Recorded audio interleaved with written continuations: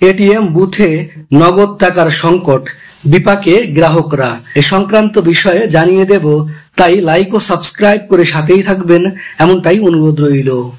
ব্যাংকে নগদ টাকার সংকট সৃষ্টি হয়েছে।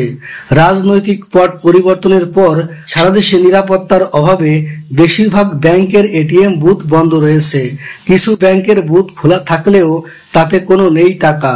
পাশাপাশি নিরাপত্তা ঝুঁকি বিবেচনায় বাংলাদেশের সব শাখা এখনো খোলেনি।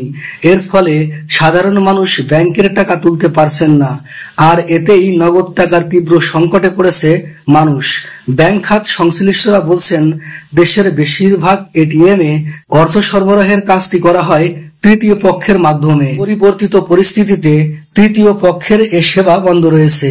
এ কারণে বেশিরভাগ এটিএমে টাকার সংকট দেখা দিয়েছে।